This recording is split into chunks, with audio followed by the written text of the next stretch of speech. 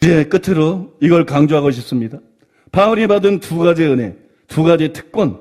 하나는 계시로 비밀을 깨닫게 된 것이에요. 그 다음에 또 하나는 그것을 전하려는 사도라는 직분을 주신 것이에요. 이거는 서로 불가분의 관계예요. 계시와 위임은 서로 분리될 수가 없습니다. 계시 주어지고 너만 알고 있어라 이런 건 없다는 거예요. 계시가 나에게 주어졌다는 것은 사명이 온 거예요. 계시가 나에게 주어졌다는 것은 책임이 주어진 거예요. 여러분, 모든 진리는 맡겨진 것이에요.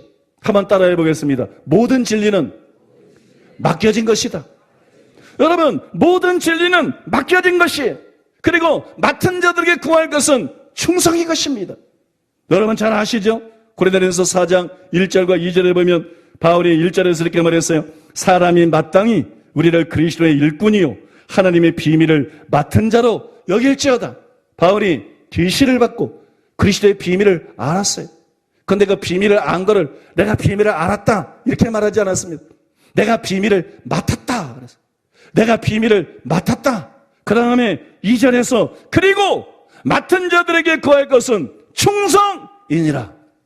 맡은 자들에게 구할 것은 충성이니라. 바울에게 주어진 두 가지 은혜, 두 가지 특권이 하나는 계시로 비밀을 알게 된 것이고 또 하나는 그것을 선포하고 전하는 것입니다. 이것은 함께 가는 것입니다. 여러분, 여러분이 토대적인 사도는 아니에요. 여러분이 바울과 같은 계시를 받지는 않았어요. 그러나 우리 교회는 바울이 받은 계시에 충실합니다. 예수님이 가르친 거, 토대적 사도들이 가르친 거, 신약성경이 가르침에 어느 교회, 영락교회가 비교가 됩니까? 여의도교회가 비교가 됩니까? 소망교회가 비교가 됩니까? 명성교회가 비교가 됩니까? 우리 교회는 여러분 둘째가 되면 서러울 정도로 여러분 신약성경의 가르침에 충실합니다. 여러분들은 그런 설교를 들어왔습니다. 여러분들은 그런 설교를 듣고 있습니다. 그러므로 여러분이 개인의 계시를 받지는 않았지만 설교와 가르침을 통해서 사도 바울에게 계시로 깨달아진 것, 사도 바울이 계시를 통해서 알게 된 것을 여러분이 알고 있다는 것이에요. 여러분이 깨달고 있다는 것이에요. 그러므로 여러분이 알고 있는 복음, 여러분이 알고 있는 진리는 알고 있는 것이 아니라 여러분에게 맡겨진 것이에요. 여러분들 모두에게 이것이 맡겨진 것입니다. 그리고 이것을 알고 있는 사람들, 이것이 맡겨진 여러분들에게 하나님은 충성을 요구하시는 것입니다. 충성하라는 것입니다. 여러분, 죽도록 충성하라는 것입니다.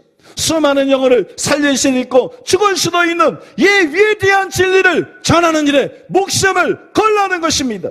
증인은 말테스 순교 아닙니까? 목숨을 걸라는 것입니다.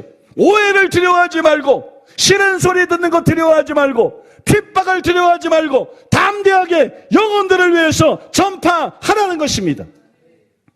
여러분, 이번에 추석에 가서 가족들에게 이단 사냥꾼들이나 이기심 때문에 그 새빨간 거짓말에 사실 확인이 카페에 들어와서 설교 몇 편만 들어보다 금방 할 수 있는 그걸 속고 있는 그 이기적인 목사들 때문에 속은 부모, 친척, 형제들에게 뭐 하려고 핍박만 당하고 있습니까?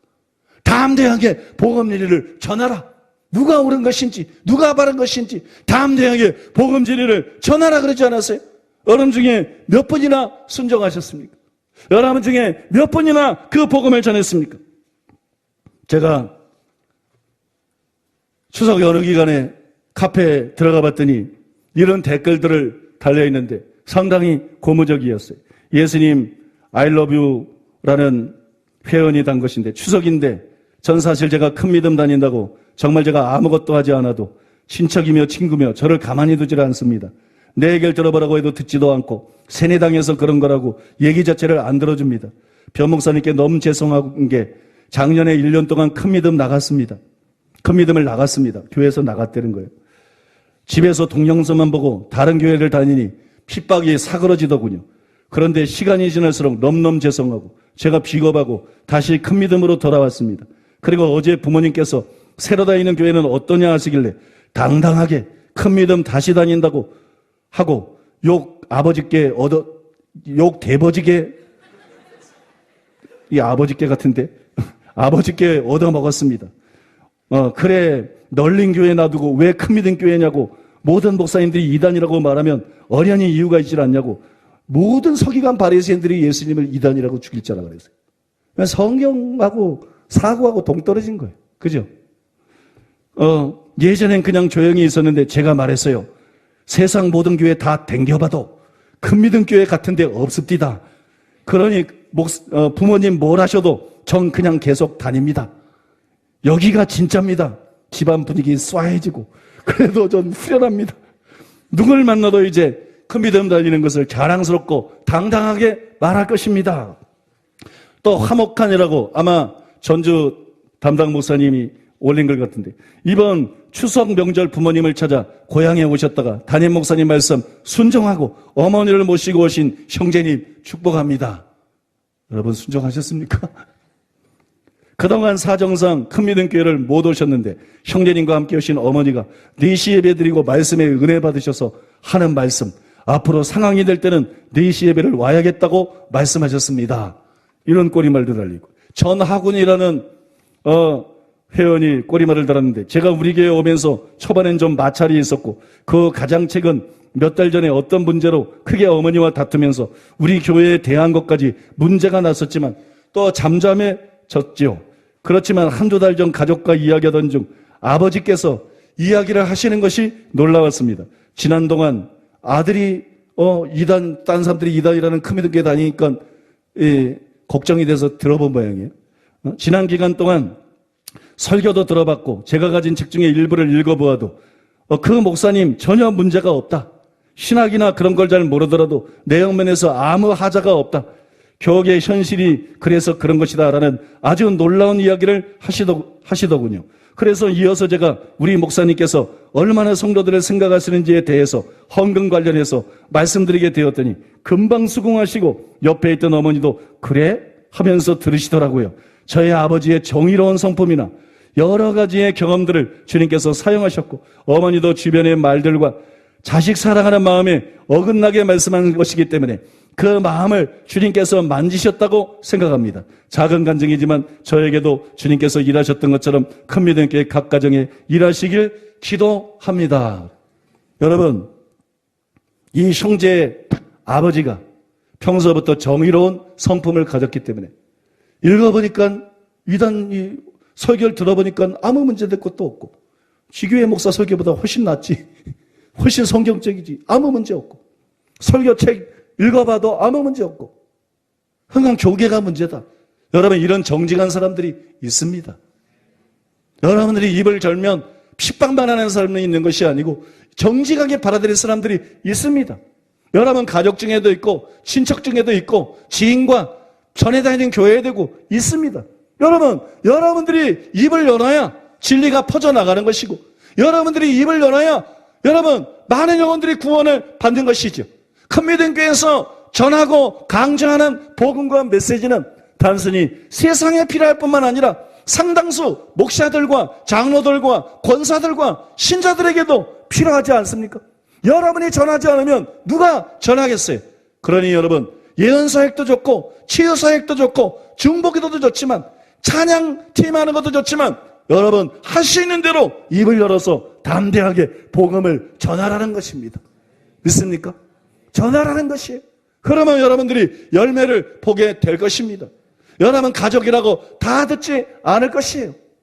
성경에도 나와 있습니다. 누가 내 가족이며 누가 내 모친이며 내 친척이냐.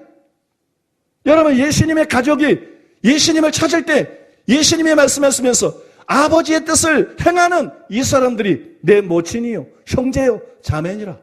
믿습니까? 가족이라고 다 반응하지는 않을 것입니다.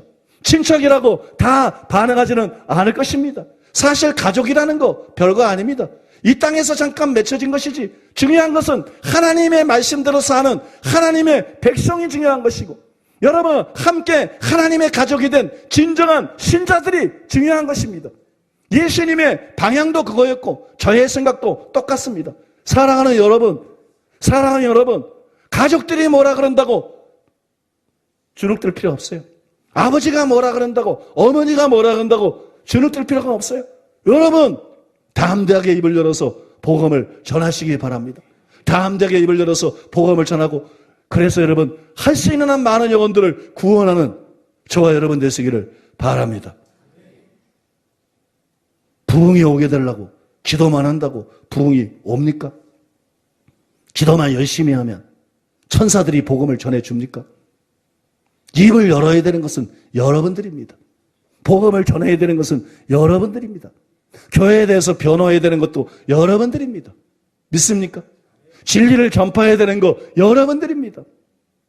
그러니까 여러분들이 남들에게 전할 수 있을 정도로 주의 깊게 관심을 가지고 열심히 듣고 하나님의 말씀을 소화하고, 그리고 여러분 다른 사람들에게 열심히 복음을 전해서 수많은 영혼을 구원하는 여러분 되시기를 바랍니다. 우리 들은 말씀 기억하면서 각자 하나님 앞에 기도하겠습니다.